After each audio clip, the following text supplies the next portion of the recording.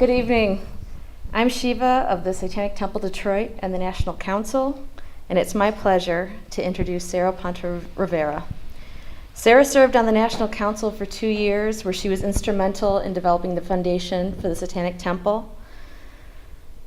And Sarah has been a passionate advocate for mental health care. For years, she's been at the forefront of exposing harmful pseudoscientific mental health care practices and practitioners, and she currently serves as the director of Gray Faction. Tonight, she is here to present False Guardians, how the mental health care industry continues to fail to protect the vulnerable from the Satanic Panic. And so, without further ado, here is Sarah Ponto Rivera.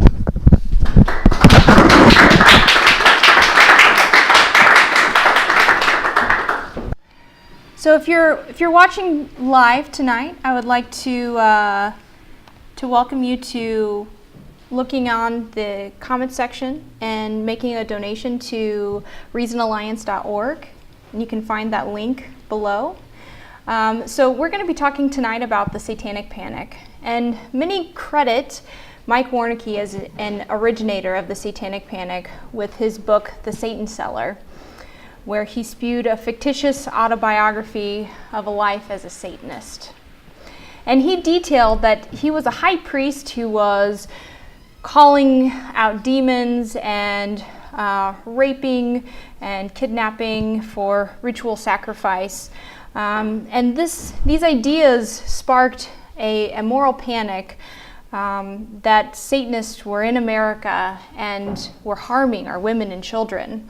And this false narrative was really siloed within evangelical Christian communities. And it was really not until the 1980s when Michelle Remembers, a book that was released at that time by a psychologist and his patient turned wife, did the Satanic Panic actually become jettisoned into secular culture. And so scholars credit Lawrence Pastor, the psychiatrist, and Michelle Smith as the turning the linchpin of this being spread throughout our American history. And so under Lawrence Pastor's care, Michelle Smith went through something called recovered memory therapy. And so recovered memory therapy has now since been discredited. And she was led to believe that she had experienced satanic ritual abuse, and that she had been tortured and abused by an elite organized institution. And this all came about through the therapy. These were memories that had, unbeknownst to her, been locked in the catacombs of her mind. And Lawrence Pastor led her to believe that he had the key to unlock those.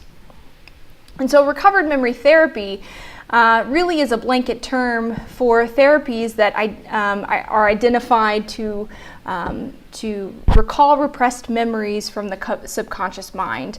And so this is a term that covers things like guided imagery, Jungian sand tray therapy, play therapy, hypnosis, and much research on memory has thoroughly debunked these ideas that the subconscious mind would repress something that's so traumatic to supposedly protect one individual.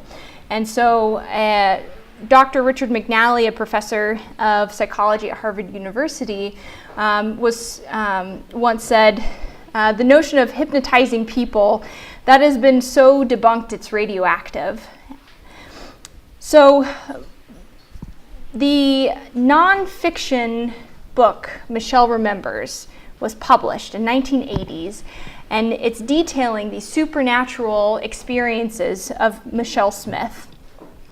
And hindsight, it's not very far-fetched to identify that Lawrence Pastor, her psychiatrist, that his Catholicism had been interjected into her false memory, pseudo-memory within therapy. And so hindsight, we're able to recognize this. But after the book was published, he began to coin the term satanic ritual abuse or ritual abuse. And at that time, he was the first expert in satanic ritual abuse. And people like Michelle Smith, primarily women, were being guided into therapy and drawing out false or pseudo memories of satanic ritual abuse or something of an abuse narrative, and innocent people were being falsely accused and convicted of heinous crimes. And the Satanic Panic ensued beyond church pews when Mike Warnke was spewing this narrative. And after Michelle remembers, this narrative entered into therapy sessions, police stations, and legal cases. And so I want to play for you just a clip from the voices of some of the women who entered into therapy and were guided to believe that they had been satanically abused, and that these therapeutic practices, recovered memory therapies, that led them to this point, and then after they recant them. And it's something that is really moving to me, and to see that these women went into therapy for help, and they ended up receiving more problems than they were able to get help for the problems that they went in with. What happened? What was your experience? The therapist that I was dealing with was pretty much like a guru to me, and through the course of the therapy that I went through, I literally got to the point where I would have believed just about anything she put into my mind. What did you begin to believe about yourself? Well, my story is similar in some ways to Aubrey's. I did not believe that I had given birth to children, but at one point of time I did believe that I had personally sacrificed babies, eaten after birth, drank blood. You believe that? At one time I did, yes.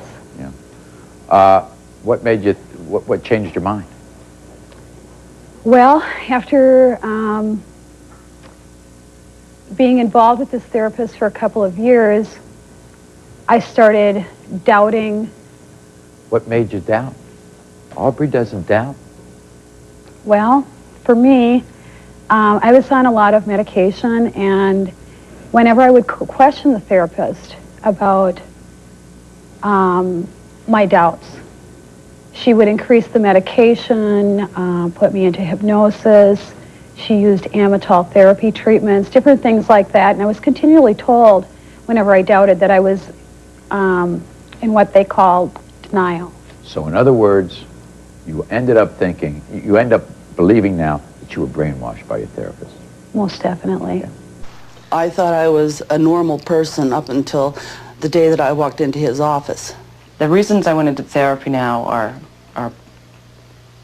minuscule compared to the amount of shit I went through with him. In your life prior to this diagnosis, had you manifested any other personalities? Never. Did anybody in your family ever say, one day you act this way, the next way you act this is crazy? Never. Never. Never. Bonnie Mowry hadn't been acting strangely either. She was just depressed. Her teenage daughter and Bonnie's new boyfriend weren't getting along. Family counseling is what she sought. Treatment for MPD is what she got. How did he diagnose this in you? He hypnotized me, and it was quite some time after that I came to, and he told me that he spoke to the first personality and that her name was Judy. Connie sought help for an eating disorder, but she too was told she'd been abused and as a result had developed 15 personalities. He seemed to really be interested in the, I call it, you know, like the tart personalities, the trollops. That's the ones he seemed to be specifically wanting to know about their sexual escapades. In fact, he wanted me in one of the sessions to actually start sounding out the sexual abuse, what it sounded like. His patients say he was relentless in his search for memories of sexual abuse. The women began by insisting they weren't abused, but eventually they would all accuse someone. What did you tell Dale all that your father had done to you? Oh, outrageous things. I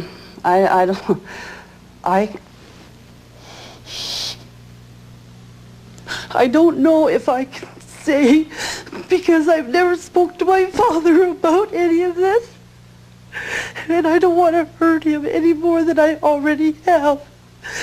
It was just awful things that there's no way I could have ever lived through if my dad had done these things.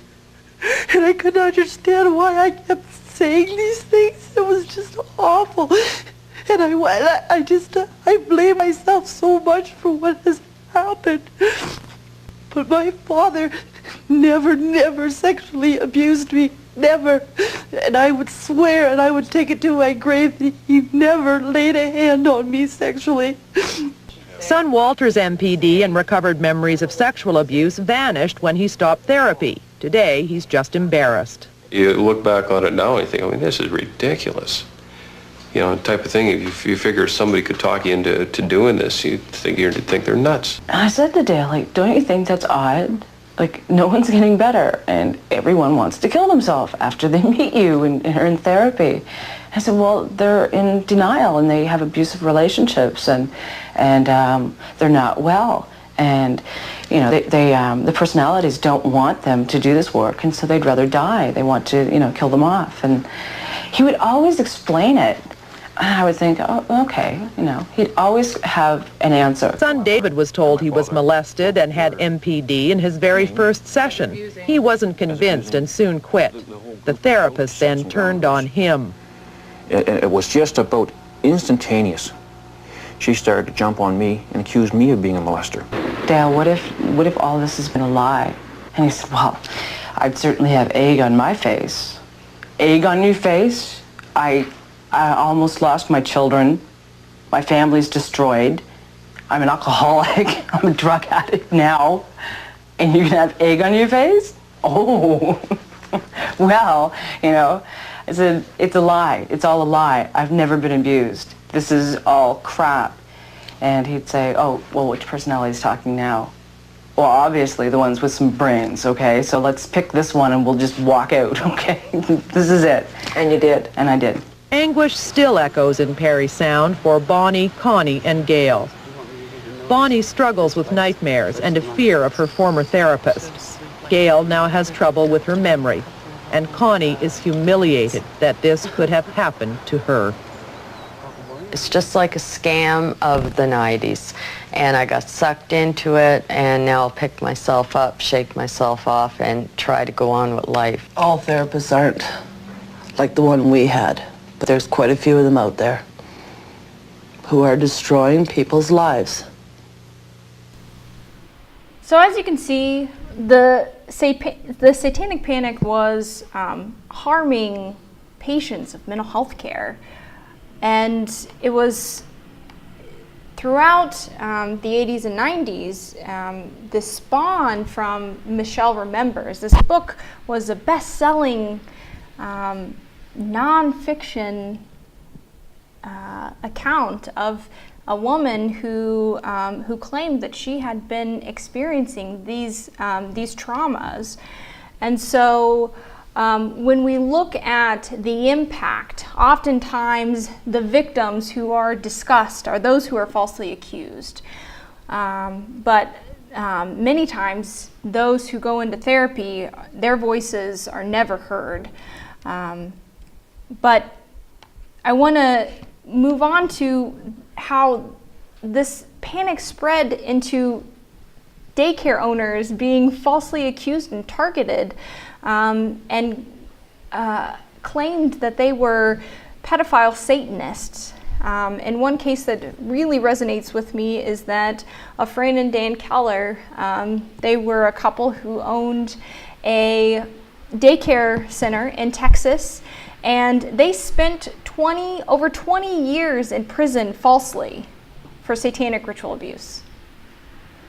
20 years, over 20 years, for crimes that never fucking happened. And when you think about this idea that that our justice system was able to take narratives and lead someone to be falsely accused from the Satanic Panic, you would think that we would be able to recorrect and course correct much quicker. But nevertheless, they were just recently released, only a couple of years ago, and exonerated. And then even just in 2017 were paid reparation for their false imprisonment, which was a $3.4 million settlement. And so that was something that even for 20 plus years of false imprisonment, I don't necessarily think is something that that can ever repay the time that they had lost. And their attorney was quoted in a CBS article stating that the Satanic Panic began to occur and it reached a fever pitch around the time the Kellers were prosecuted.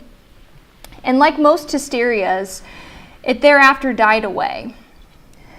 But that actually isn't entirely true. And so standing here in Salem, the land of witch trial, I'm reminded that the Salem witch trials, after 14 years after the witch trials happened, there actually was an apology from the powers that be who were leading the trials, and they took responsibility for the wrongdoing. Now, that's not to say that those who were falsely accused or murdered actually, or their families actually received any kind of justice, but there was a public acknowledgement that there was wrongdoing. Now, for the Satanic Panic, that's not the case. As you can see, the mental health care profession, there is a responsibility that is on them, the American Psychological Association, to take responsibility and apologize for the Satanic Panic and for the practices that were continuing to propagate these ideas, and as well as local communities who were their justice systems who were continuing to propagate these ideas. But nevertheless, there's still a lot of misconceptions that there was responsibility taken. And this is where we see that there are some who feel that this hysteria that leads innocent people to have their lives ruined is actually satisfactory, because there is this belief that abuse hurts more than being falsely accused. And such as in the case of an organization called Survivorship. And Survivorship is a support group organization for individuals who believe that they have been ritually abused and have experienced something called mind control. It's really panders to a lot of tinfoil hat narrative, honestly, and is ran by licensed mental health care professionals. And so they've been around since the 90s, when the Keller's lawyer claims that the Satanic Panic was beginning to die away. And so here is a historical clip from one of their brochures that says, "To be really abused hurts more than being falsely accused." And so I'm almost sure that the Kellers would absolutely disagree, having spent over 20 years in prison falsely. And so Survivorship holds an annual conference for mental health care professionals and as well as mental health care consumers. So those who are going to receive mental health care are able to go to these conferences and experience narratives such as this. And so when you let that sink in, not only are the potentially vulnerable going to hear narratives such as this, but also mental health care providers who may be adapting this into their practices. So I have a game to play with you, and it's not going to be a fun game. It's called Who Said It? So I'm going to give you a quote, and you're going to have to decide if the quote was said by James Bond, the British double agent, Neil Brick, Massachusetts, where we are, Massachusetts licensed mental health professional, or Jason Bourne, the Manchurian Candidate-esque murdering motherfucker. And so the first quote is, "I have one memory of killing someone in Eastern Europe. It felt like that part of the world." So was that James Bond, Neil Brick, or Jason Bourne? Jason Bourne. Neil Brick. It was Neil Brick, a licensed mental health care professional. Your second quote, "In cult rituals, I just did what needed to be done. Rape or kill without feeling when feeling wasn't wanted or needed." That's James Bond. Sean Connery, James Bond. That was Neil Brick. So, who the fuck is Neil Brick, and why does he have a license to treat mental health care consumers, right? Yeah? We ask ourselves that every day. So he actually believes that he is a victim of MK Ultra, and that he has been Masonically abused. He was some type of a super soldier who obviously was brainwashed to have mind control instilled in him to commit these crimes. And so this was very alarming to us. These are quotes that are on his website. These are public quotes that he presented at a conference that have been transcribed and publicized. And so think about that. Let that sink in. A mental health care professional who's claimed that he's raped and murdered. And put yourself in a position of, if you've ever experienced mental health care issues, you might need to go to a mental health care provider, or a loved one may need to go to a mental health care provider. And they may get fucking Neil Brick. So, one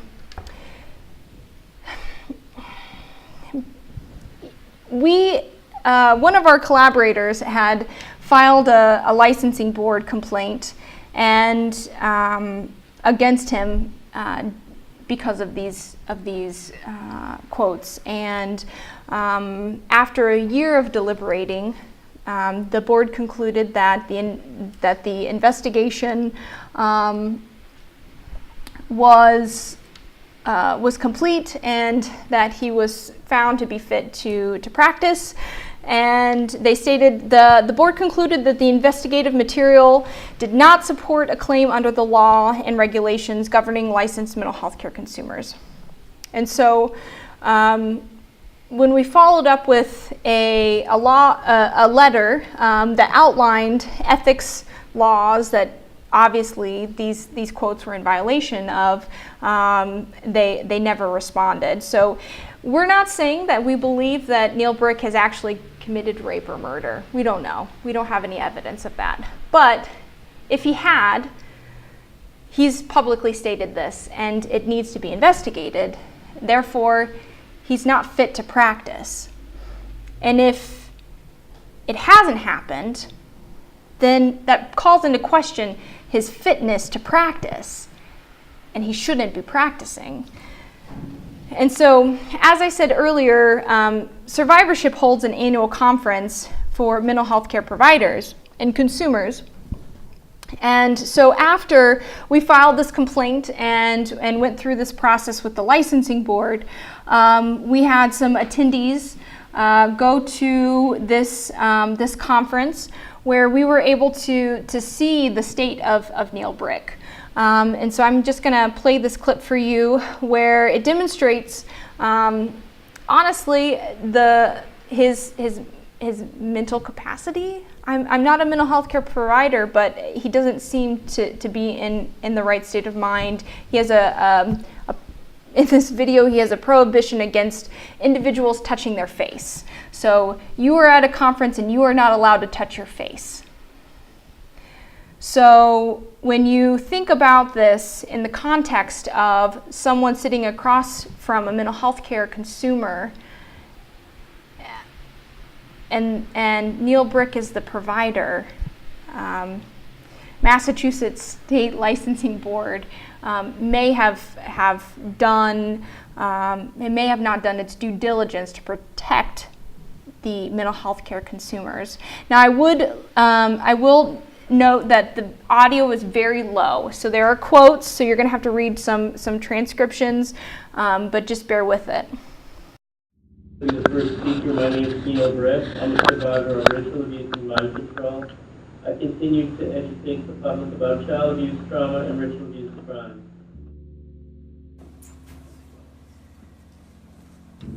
Safety things. One big thing is try not to go to your face at all. Brush your hair, touch your glasses, anything. Those can be construed as triggers every year.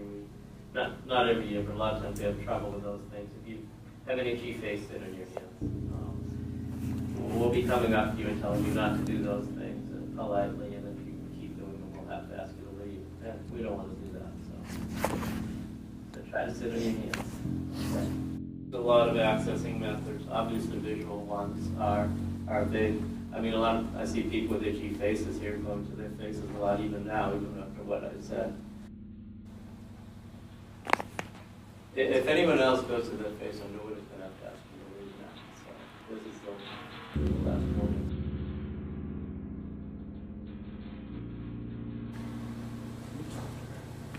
Ask it over.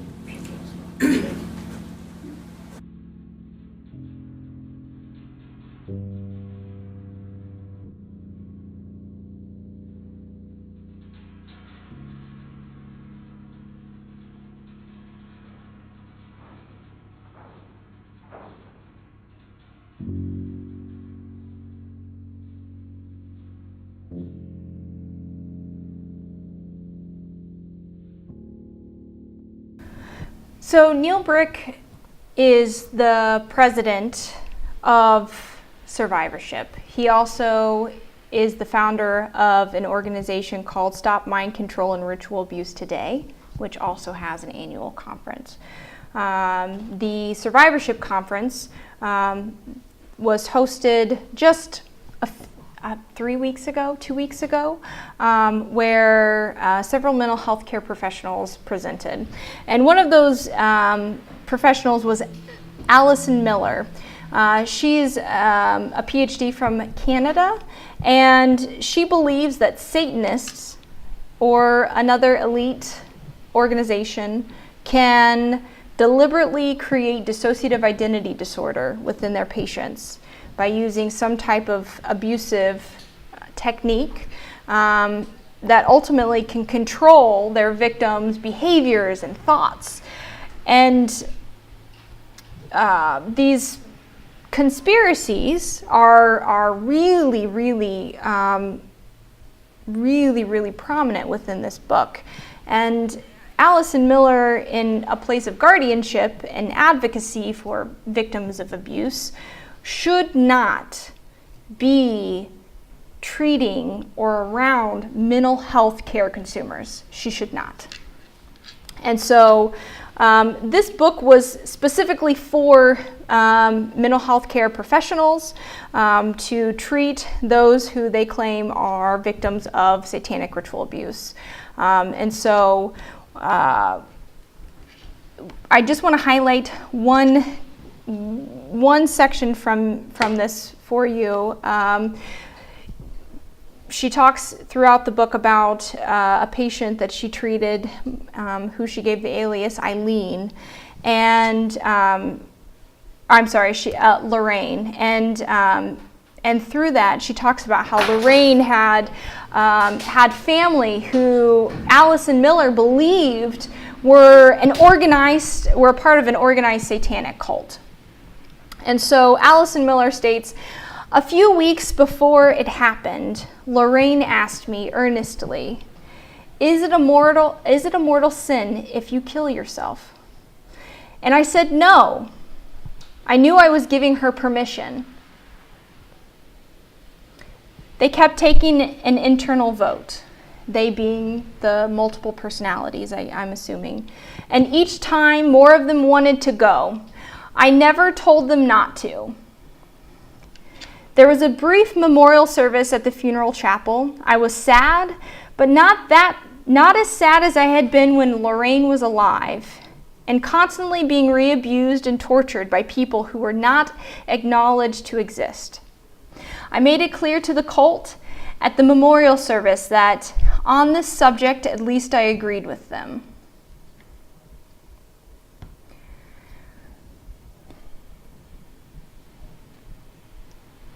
So from the book, it's unknown if Allison Miller was leading her patient, Lorraine, to believe that she had been abused by a satanic cult. We don't know if she was using unethical techniques.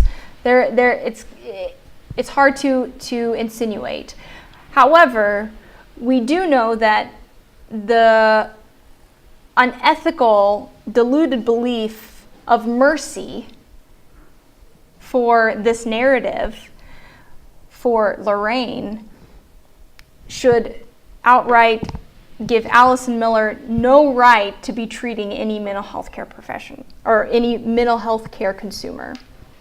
And so Allison Miller has presented at Survivorship and also presents at another organization which we'll be talking about, the Is STD. So another presenter at Survivorship was that of Ellen Laughner. She is a psychiatrist from California who runs a website called endritualabuse.org. And as you can see, these are clips from her website. It's not far from any tinfoil hat wearing conspiracist nonsense. And it's, she's a licensed mental health care professional. She has a PhD, and she's treating vulnerable women and children. And her website lists behaviors and experiences that are indicators for someone who might be satanically abused or mind controlled. And so these indicators are things that are really indicative of conspiracists or snake oil salesmen, and especially when one of the indicators is the fact that if you're fairly normal, you may have been ritually abused. And so in 2010, a multimillionaire, Gigi Jordan, had consulted with Ellen Laughner. And Gigi Jordan had, not much long after, murdered her 8-year-old son, Jude Mira. And Gigi Jordan expressed that it was a mercy killing and claimed that she believed that Jude was being sexually abused by a satanic cult. And Gigi Jordan was looking for a cure for her son Jude's autism, and she had the means to take him across the country to seek out treatment. And she was using a technique called facilitated communication to supposedly communicate with Jude. And if you're familiar with facilitated communication, it's where there is someone who holds the nonverbal individual's arm, and also uses a keyboard as a medium to type out words. Now, those who are as low functioning as Jude, through double-blind testing, it's been shown that this is not actually a technique that is a communicative technique, that it really is something like a Ouija board effect. And so when Gigi Jordan was experiencing or demonstrating that there were satanic ritual abuse narratives, it's quite possible that this was a result of that. We also know that Jude Mira was solely in the care of Gigi Jordan, and being able to be subject to such traumas like satanic ritual abuse was virtually impossible. And so Gigi Jordan began to believe that that these symptoms of her son's autism were from being satanically abused, and she consulted with Ellen Laughner, who treated her sons for bizarre behavior. We don't know what that treatment looked like. We only have very small evidence to connect the two, but these bizarre, unsubstantiated claims of satanic ritual abuse had begun to surface, and Ellen Laughner had written a report to the authorities claiming that Jude's developmental delays might have been a direct response to the alleged satanic ritual abuse. And so instead of disabusing Gigi Jordan of this delusional narrative that there wasn't any evidence for, she appears to have been pandering to it. And obviously, on her website, endritualabuse.org, it was already a narrative that she had been feeding into. So, justly, Gigi Jordan is serving a 20-year sentence for Jude Mira's death. But it's very hard to overlook the fact that Ellen Laughner might be culpable in Jude's death. And so we wrote a complaint to Ellen Laughner's licensing board, and this complaint received 2,000 signatures. And we received a letter after about a year that essentially said, fuck off, that we find Ellen Laughner fit to practice. Despite the evidence of her website that really takes into account and brings a lot of question, very much like Neil Brick, her fitness to practice, her mental state.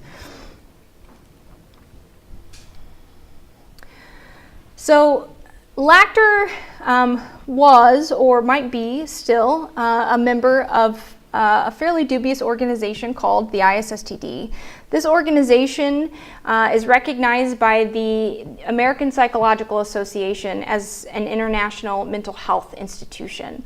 And the Is STD continues to propagate ideas that were back in the 80s and 90s of satanic conspiracy theories and mind control.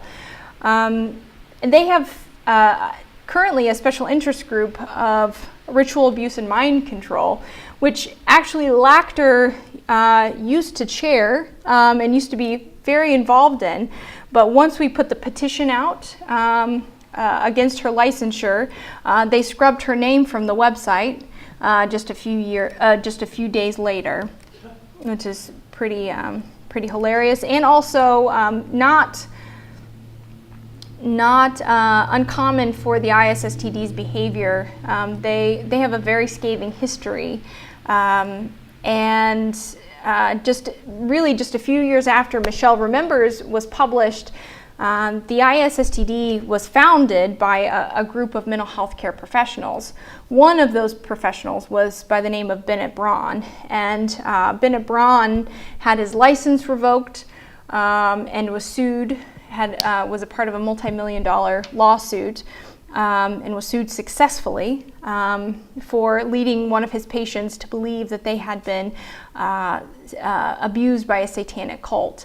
That patient's name is Patty Burgas. And so I'm just going to play a small clip for you about the Bennett Braun case.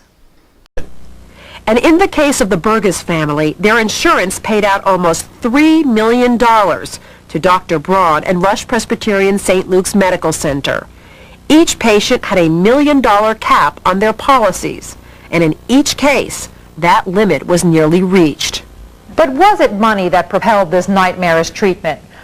Just misguided bad medicine. Whatever it was, Pat was not alone in her ordeal. Dateline has discovered a total of 11 lawsuits against Dr. Bennett Braun, all alleging that he planted false memories of satanic abuse in various patients in the dissociative disorders unit. The allegations are eerily similar. One patient says she was told she was a participant in satanic cult activity. Another says her mother was named as the leader of a 5-state regional cult. And still another claims she was heavily medicated, then led to believe she drank blood and ate human sacrifices. So as what appears to be a house of cards begins to fall, what are the man and the hospital at the center of the firestorm? Do you think now, looking back, that you got carried away with this and you spent too much time focusing on these so-called memories of all this satanic cult stuff? Objection. We'll hear Dr. Braun's side of the story when we come back. Jumanji October and America, they are the movie the whole. Returning to our story, Pat Burgas has now escaped the fantasy world where she was convinced she was a leader of a satanic cult. Firmly grounded in reality, she's now come to believe she was misdiagnosed and mistreated by her doctors. Her doctors say they didn't cause her problem, they cured it. Here again is Victoria Corderi. I want to know why no one stopped this. Why was it allowed to go on? So why was it allowed to go on? Who was watching what was happening at one of Chicago's premier hospitals? Not just to Pat, but to so many other patients.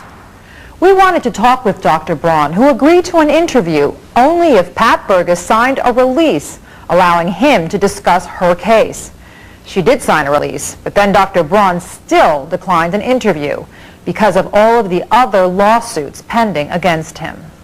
Would you like a witness swear? Sure. But he did give his side in this videotaped deposition in the lawsuit of Pat Burgas and her family. I do. I have to work with a patient with what they are telling me. My opinion is that she gave me sufficient data to accept that there was a possibility of this being true. Dr. Braun repeatedly insists that he was only reacting to the stories Pat was telling him, and that he was duty-bound as her psychiatrist to investigate them. And you believe those statements to be plausible, isn't that right? Plausible, yes. During the 10-day deposition, Dr. Braun often chuckles, smirks, shrugs, or is generally dismissive of the questions. He reviews some of his entries from Pat's medical records. Is there a sentence there that reads, this memory came back Saturday and caused her to vomit? That is correct. Does that say memory there, Dr. Braun? That's the word. Does it say fantasy? No, sir. Does it say nightmare? I probably should know the rest of the things you're listing. Does it say belief? No. Does it say delusion? No. Okay. Does it say alleged memory? Nope. And what about the hospital where Dr. Braun worked? Was anyone at Rush Presbyterian overseeing Dr. Braun's practices, his hypnosis, his drug therapies, his unorthodox care? I knew, of course, that it was highly controversial. I knew that there were no standards for treatment for it. Dr. Jan Fawcett is the head of psychiatry at Rush Presbyterian. He allowed Dr. Braun to start his program and was supposed to oversee it. Was there anything written about what was planned for this unit, exactly what kind of therapies, what kind of medications were being used? No, there were no specific plans, and in most cases, those aren't necessary. Why not? Well, why would you need that if you trust the person who's doing it? But what about the letter from Pat's Des Moines therapist that said 6 psychiatrists disputed Pat's diagnosis of multiple personality disorder?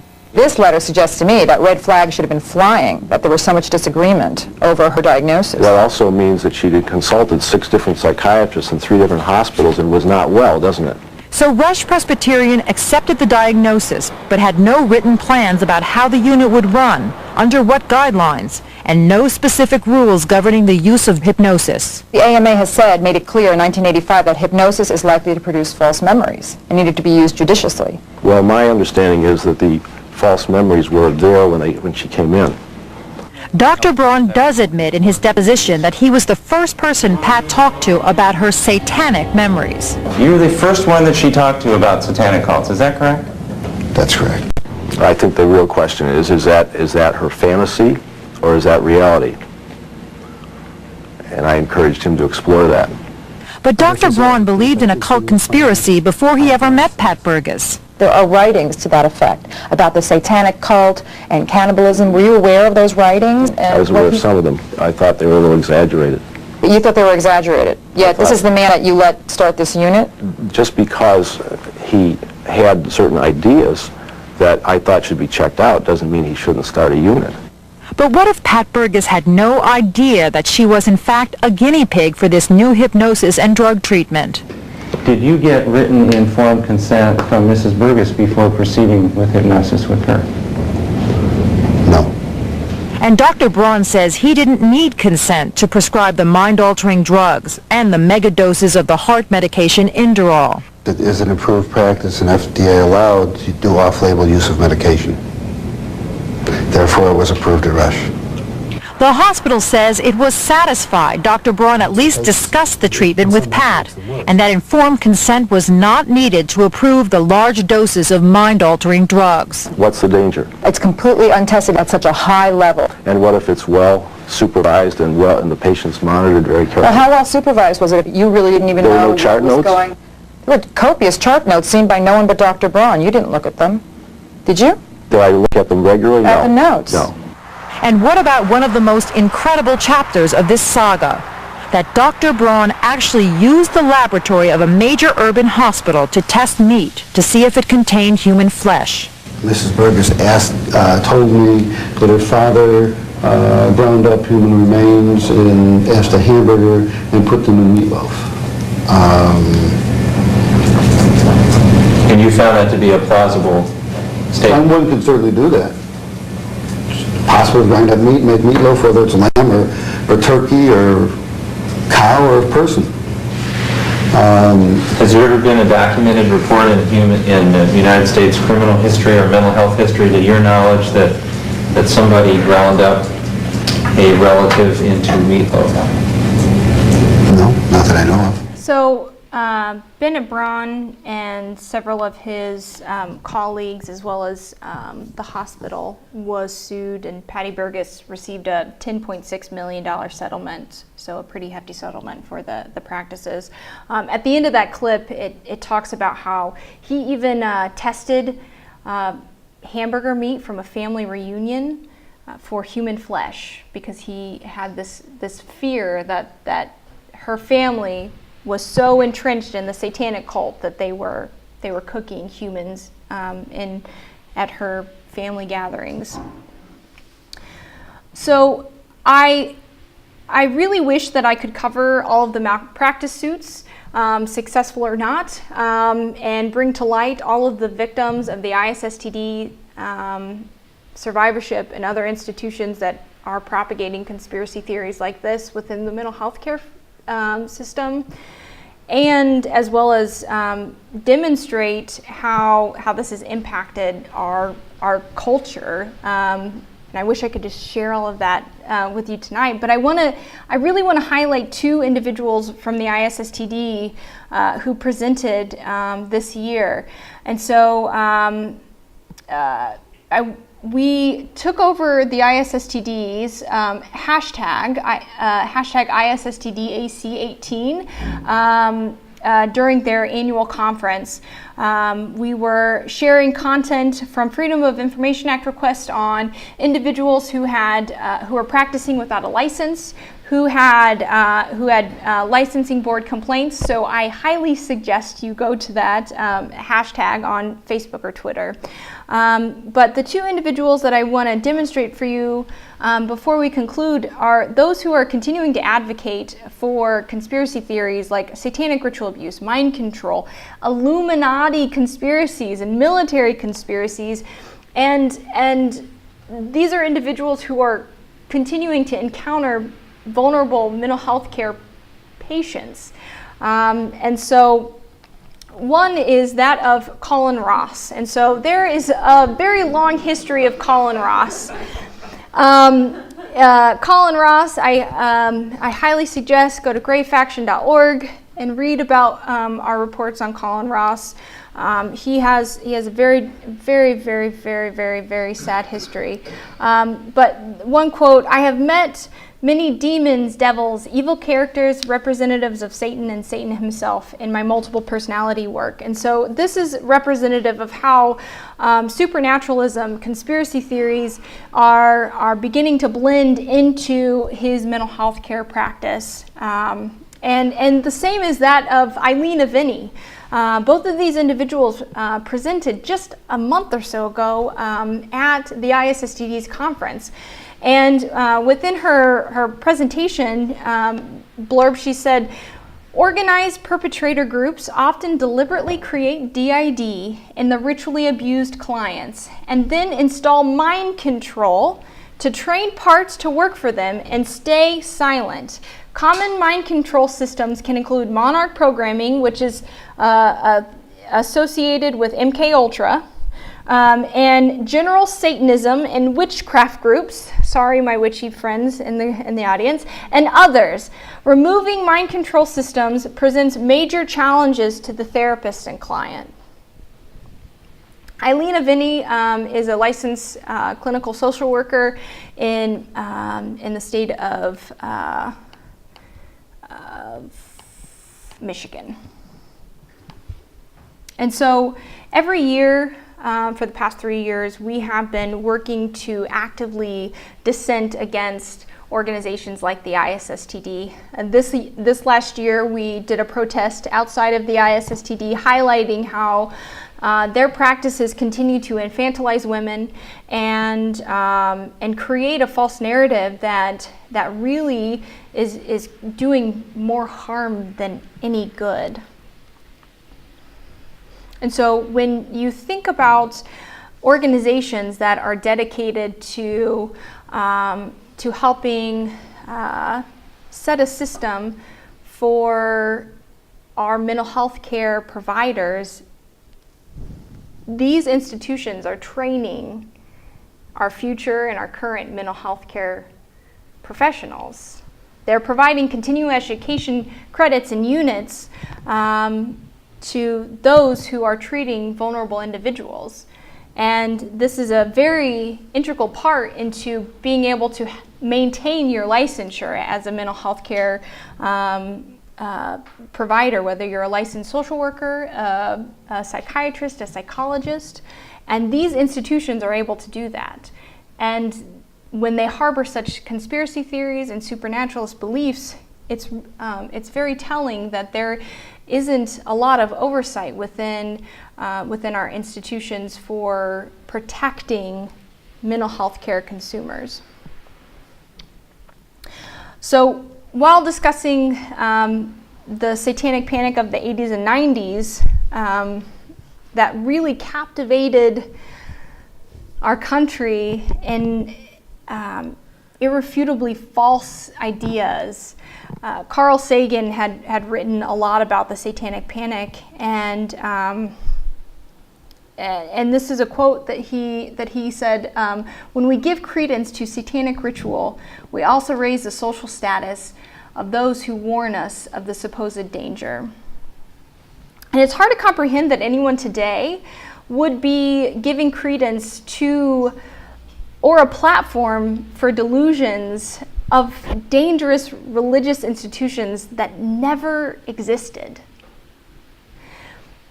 When our world is actually wrought with dangerous religious institutions. And so what is the Satanic Temple or Grey Faction actually doing about this? So as I mentioned, we're actively dissenting. We're doing protests against institutions that are propagating conspiracy theories that are harmful to mental health care professionals, the community at large, and those who are loved ones. We're also publishing investigative reports on mental health care professionals like Colin Ross, Neil Brick, Eileen Aviney, and trying to share that information. And ultimately, we're working towards creating a legislation that we can impose for oversight in the mental health care to ultimately move the needle away from propagation of moral panics within an institution that's supposed to protect the vulnerable, not harm them more. And so we want your help to end this. One way that you can do this is by volunteering with us. If this is something that is moving to you, you can help us by donating your time.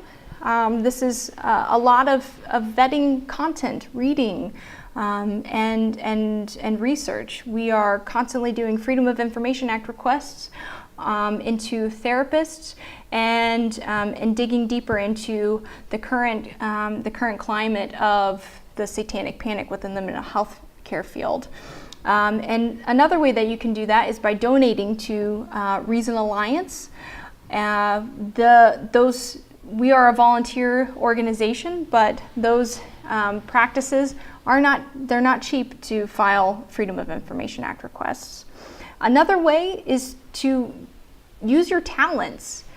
We are not only challenging, this is not only the potential for a legal battle, but this is also a cultural battle.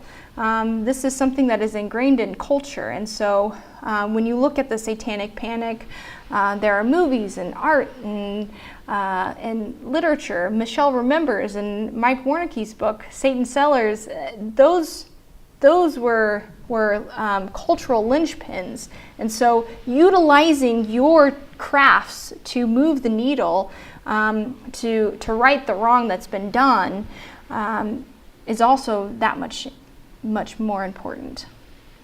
And so Grey Faction is an initiative of the Satanic Temple comprised of individuals who are concerned with the current climate of the Satanic Panic from the 80s and 90s. And we are trying to challenge mental health care professionals and organizations who are continuing to harm and propagate these ideas that harm those who are most vulnerable. And we would like your help with that. Thank you.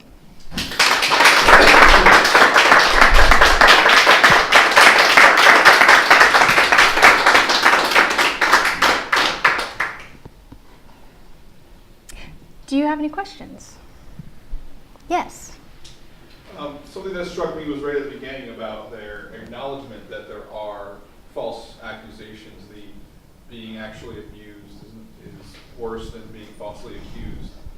That kind of sticks with me because to me that's saying that they're acknowledging that they're creating innocent victims from this initiative. Do they address that at all and say, acknowledge the fact that they're creating collateral damage in this crusade? I see what you're saying, but I haven't seen that.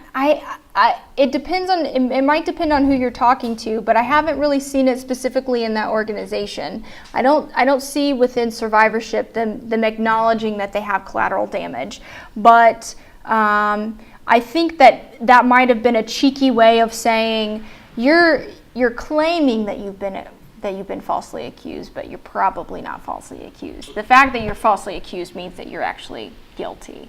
And so I think it's a slippery slope. Does that make sense? Yeah, so are you saying you don't even believe that they're acknowledging that there are false accused? They're saying it's part of the deeper conspiracy? I've never seen anything that's beyond what I've shared. Yeah. Not even like one of them retracting an accusation or anything like that? Not with Survivorship, no. Mm-mm. And I think that that's also really reminiscent of any kind of like conspiracy theory. It's the cognitive dissonance and the evidence against ends up being evidence for. They keep doubling down on the crazy. Yeah, yes. And so when you look at like Michelle Remembers even and the crimes that were demonstrated within the case of the Kellers, like the crimes that were claimed were impossible. There would have been evidence. There would have been forensic evidence. There would have been scars. There would have been there should have been blood. There was nothing. And so when you dig deeper, there is an ulterior narrative that kind of creates this echo chamber to continue to create a foundation for their current delusional narrative.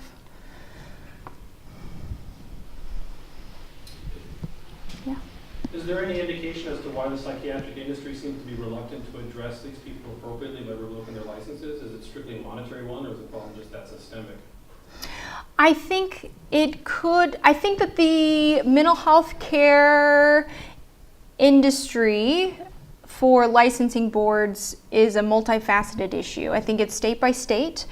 One, licensing boards are comprised of licensed professionals. So it is peers monitoring peers.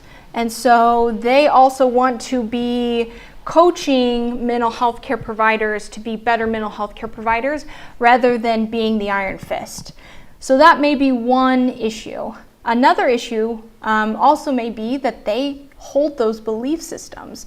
The fact that Ellen Laughner's website and Neil Brick's website were looked at, and that those two individuals were talked to about ritual abuse and mind control, and a red flag wasn't raised by a whole licensing board, by multiple people, is very, very concerning.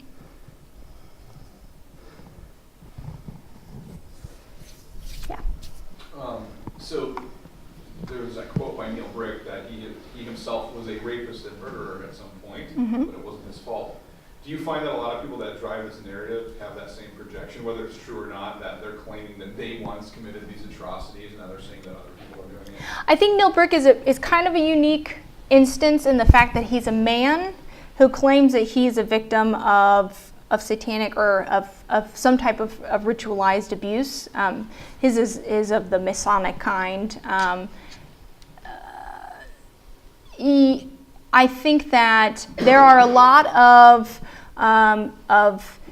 individuals who had gone into therapy, recovered memories of satanic ritual abuse or ritual abuse of some kind. They recovered these pseudo memories or false memories, and then and ended up becoming mental health care professionals. And so their narrative may be that they have committed certain crimes. But either way, they may also not be as public as Neil Brick is about it. So they're more victims of the therapy than any actual crime. They perpetuate that. Is that kind of the... Yes. Yeah. Yes. So the proliferation of social media and stuff, you see a lot of the ability to get to transmit your garbage faster. So you have people like David Schroeder, who has a really popular YouTube channel where he is consistently attacking and whatever. Like, one, is that a concern that you could just, even with like common pizza and things like that, the Satanic Panic narrative gets out there. The concern of, is it a major concern that people aren't double checking social media stuff, the fake news-ish stuff, and is there any engagement with these people? I think that's a great question. So the first part of your question was about social media and how those who may not be mental health care professionals are propagating the idea of the Satanic Panic or the Satanic narrative, and one being like the Pizzagate narrative. I think that you mentioned David Schurter. David Schurter is not a mental health care professional and is probably a very unstable individual. And I think that the fact that this is an individual who is probably in a lot of pain, he's not our concern. And anybody who is with, within reason, can probably see that. What's of concern is that if David Schurter were to go into therapy, and he might go into therapy with Neil Brick might continue to propagate his conspiracy theories and his delusions and may not be providing him the treatment that he deserves. And so that's a concern.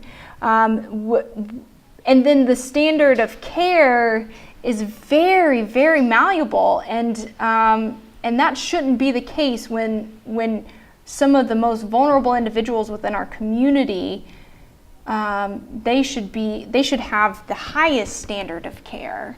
And it seems like our mental health care system is so far behind the times with our health care system, and that's just really unsettling.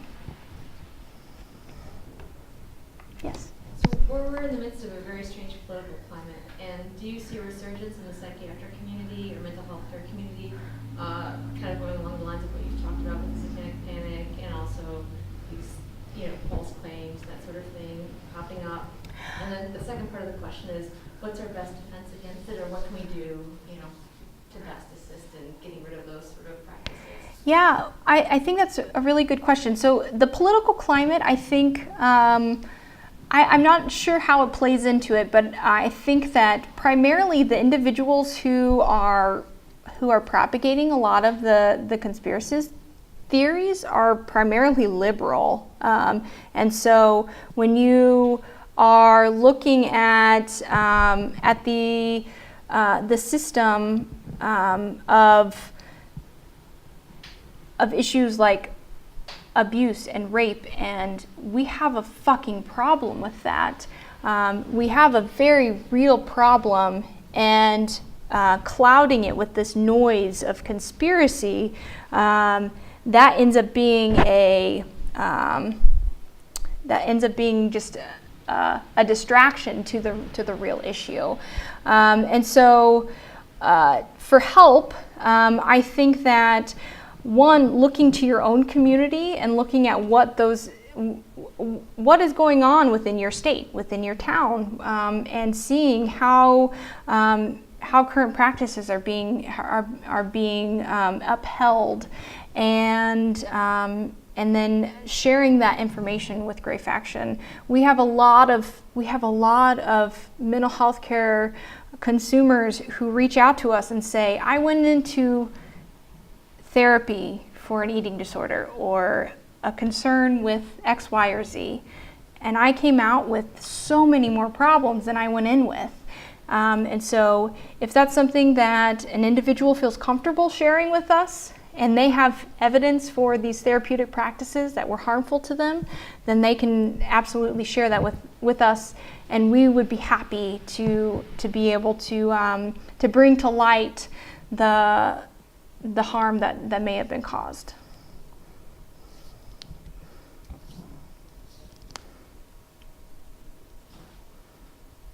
Do you know if there's any kind of therapy for people that have been in this tragic therapy?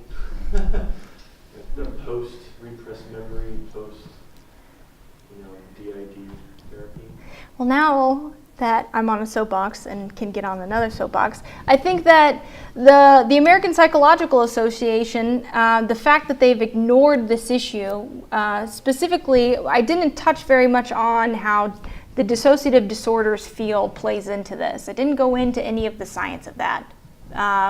But the dissociative disorders field, this is in line with their history. The Is STD is their founders and many of the organizers and leadership within the Is STD are the creators of the APA's description of multiple personality disorder and dissociative identity disorder, and also create the science that supports its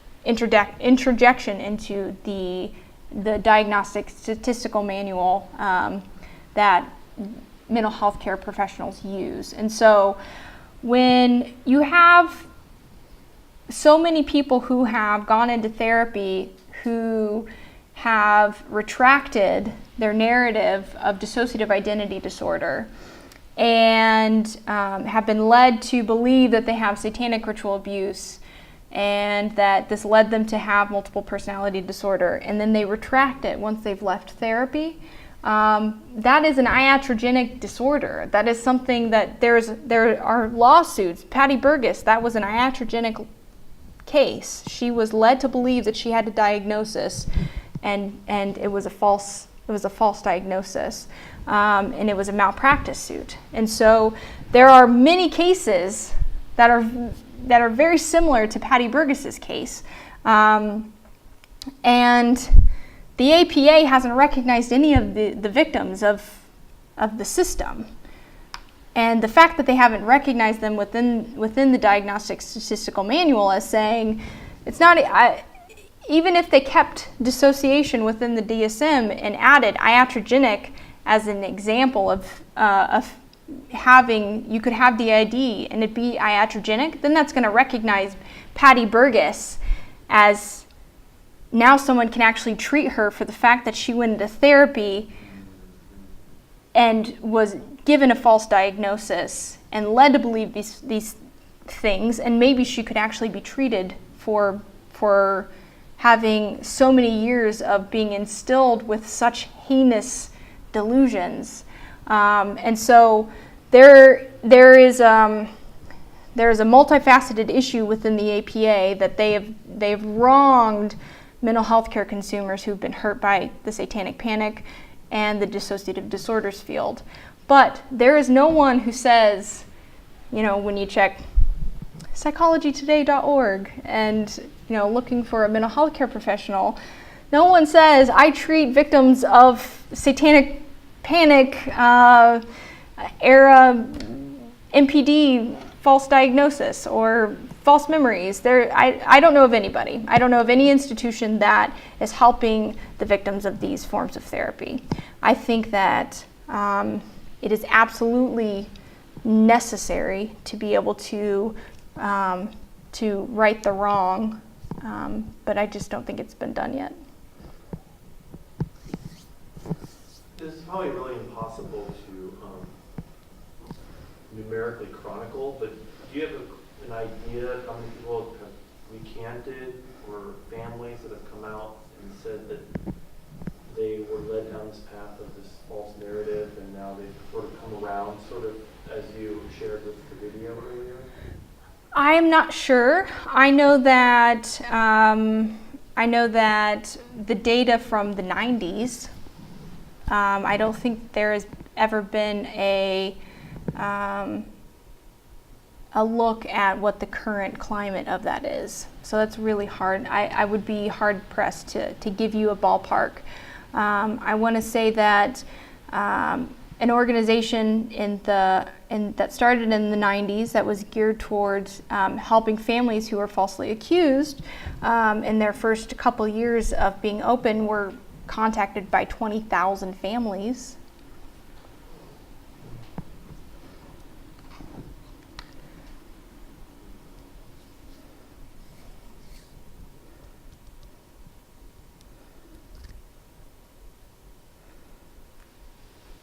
All right, thank you.